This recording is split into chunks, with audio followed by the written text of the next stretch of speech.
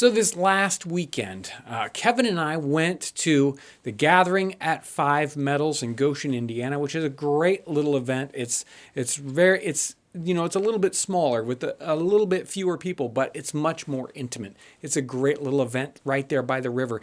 But we went with an idea of an experiment that we wanted to do, and that is, could we build an oven and do baking at that event? Could we build an oven in one day? Not only just build it, but actually bake in it that same day. So, here's that experiment. Today I'm at the Gathering at 5 Metals, and we're going to be actually doing a demonstration event this weekend. It's not something we normally do, but we're going to be building an earthen oven and then using it. Today, which is setup day, this is Thursday, the day before the school day, I'm actually setting up all the tents and putting together the table.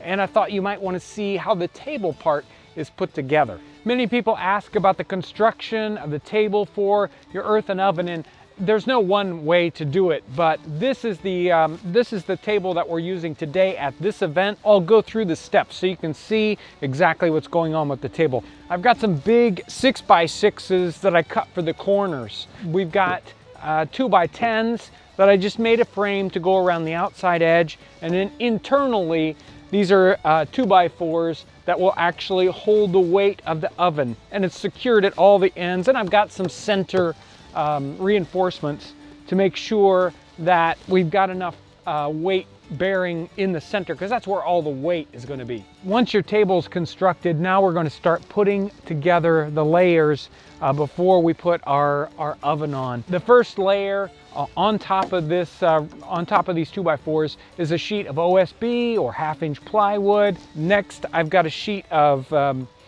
cement board that I'm going to put on top of that.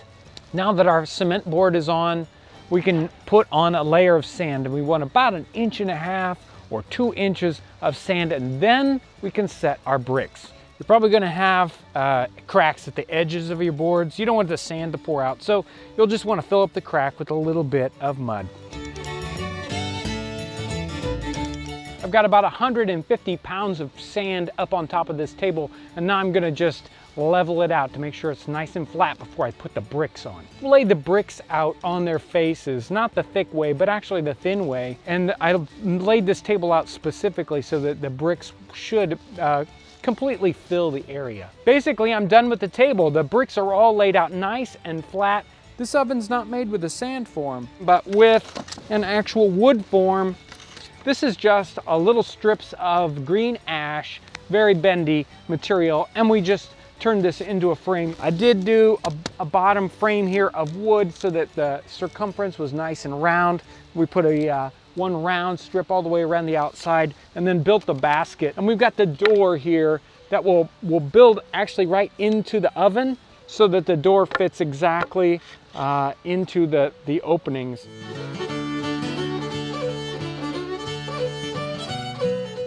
Our frame is already built up.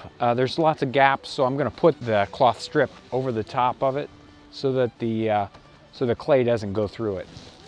This oven took about 375 pounds of cob material, and that was made from 225 pounds of dry sand, 85 pounds of dry clay, and 65 pounds of water, all stomped into the right consistency with a little bit of straw added in for some strength. We made this oven with just one big thick layer instead of the 2 layers that we've used in past videos. And the wall thickness on this, it's about 2.5 to 3 inches thick.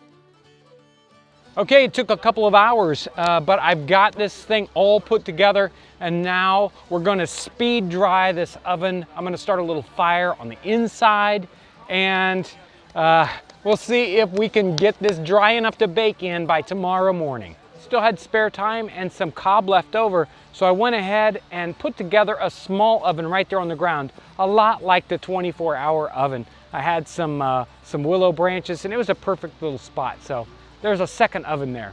I'll make sure to put a link down in the description section of this video to the 24-hour oven video so you can get a little bit more in-depth on this.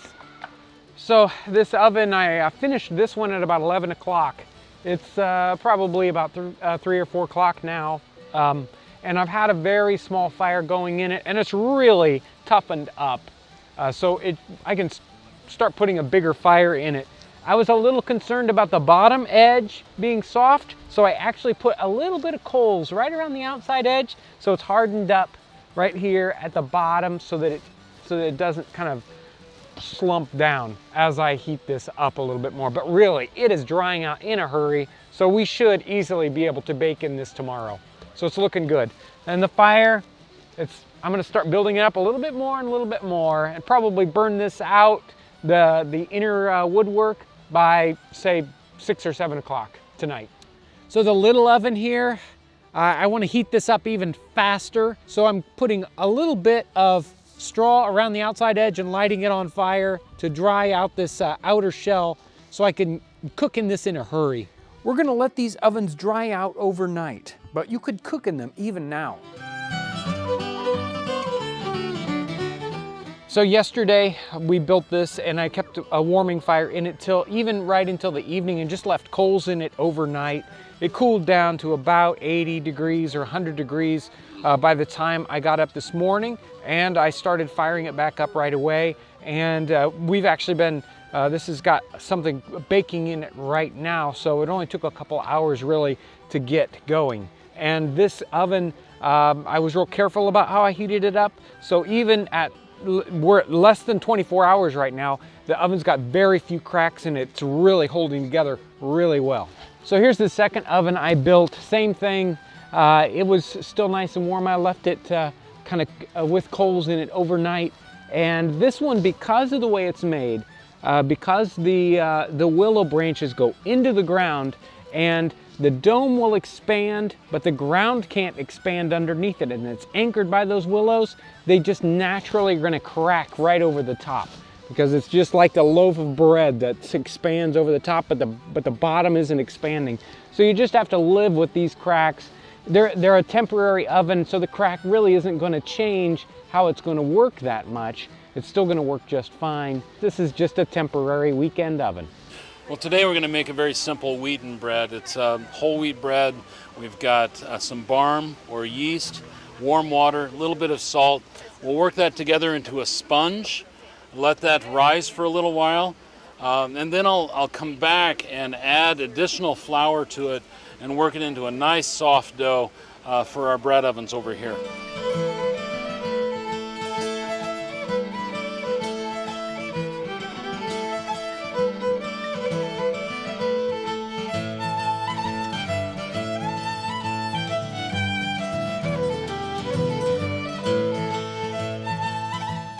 So if your door doesn't really fit well, especially in a short-term oven like this, and you need to kind of work fast and get this door to seal, you can use some bread dough, or in fact, this is just flour and water kind of mixed up into a Play-Doh kind of consistency, and seal the door so that it stays warm, and that'll help hold the heat in.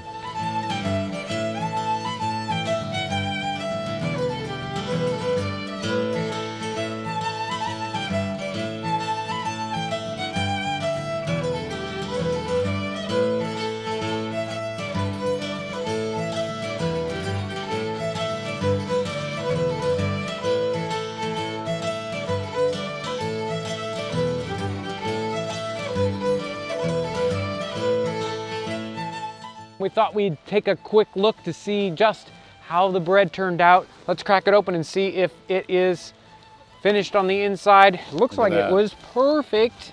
That's beautiful. Yeah. Got a nice structure to it. There's a little bread, or a little butter, I'm sorry, for you. I just need a little bit. I don't like that much. Whoa, wow.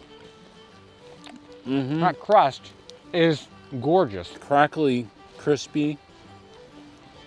Nice structure. Yep. Chewy on the inside. It's a little dense.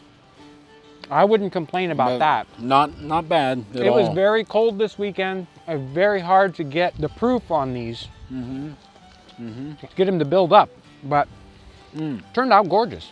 And they're delicious. That is excellent bread. Even if you can't build an oven, to do it in a Dutch oven, we could have, some of the loaves we've done have been in a Dutch oven this weekend. Less than 12 hours later, if you do it right, you can bake in the oven. It is an amazing thing. Yes. So there you have it. It's our experiment this weekend. We came in on Thursday. I put the table down that I already had built.